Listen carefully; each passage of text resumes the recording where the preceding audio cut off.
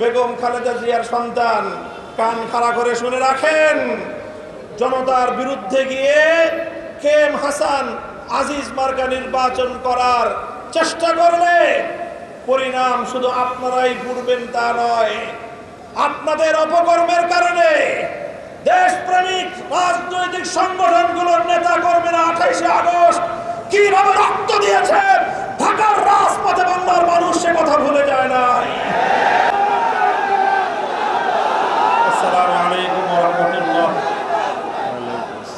আলহামদুলিল্লাহ ওয়া কাফা ওয়া সালামুন আলা ইবাদিহিল্লাযীনা ইসতাফা, আম্মা বা'দ।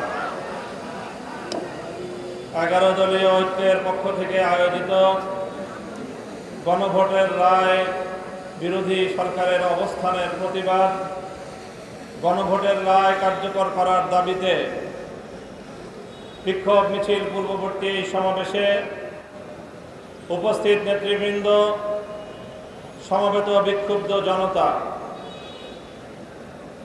একটা গল্প শুনেছি আমরা গ্রাম বাংলায়।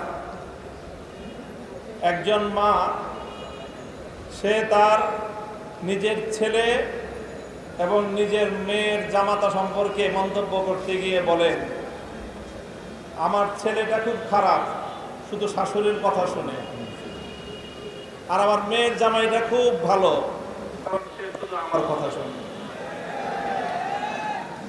কথা শুনলে মেয়ের জামাই ভালো, আর কথা না শুনলে নিজের ছেলেও খারাপ। আজকে বিএনপির হয়েছে সেই সুবিধাবাদের রোগ।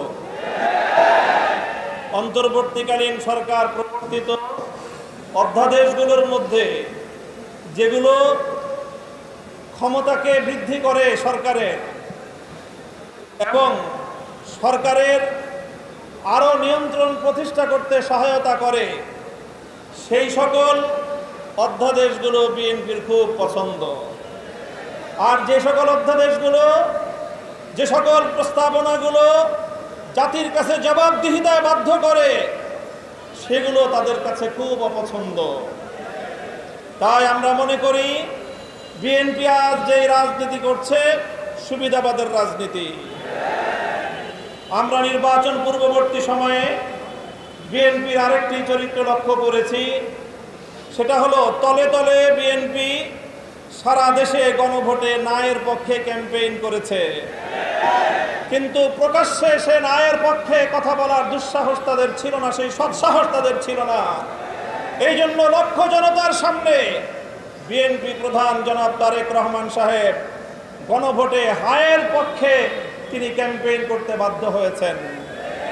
আমি জিজ্ঞাসা করি, উপরে এক কথা তলে তলে আরেক কথা বলে, এটাকে আমাদের দেশে কি বলে? মুনাফিকি বলা হয়। তাই আজ বিএনপির রাজনীতির দুই বুনিয়াদ, দুটি নীতি জাতির সামনে স্পষ্ট। এক হলো মুনাফিকির রাজনীতি, আর এক হলো সুবিধাবাদের রাজনীতি। মনে রাখবেন, জুলাই বিপ্লবের রক্তের উপর প্রতিষ্ঠিত নতুন বাংলাদেশের সুবিধাবাদের রাজনীতি, মুনাফিকির রাজনীতি বাংলার মানুষ সহ্য করবে না।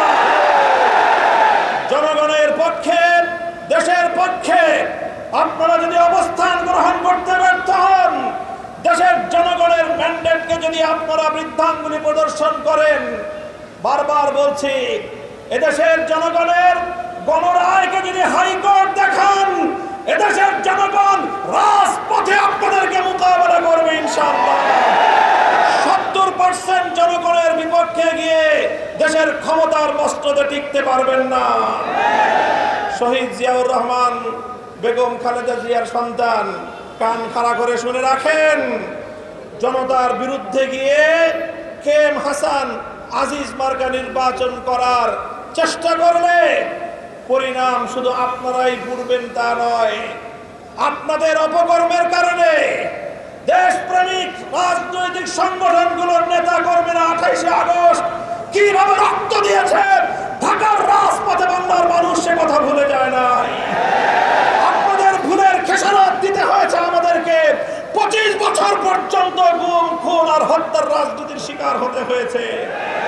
তাই আমরা চাই ভালোয় ভালোয় দেশ পরিচালনা করেন, জনগণের রায়ের প্রতি শ্রদ্ধা প্রদর্শন করেন, অন্যথায় রাজপথে, সংসদে আমরা আপনাদেরকে মোকাবেলা করবো ইনশাআল্লাহ। বিসমিল্লাহি ওয়া ফাতহুন করিম।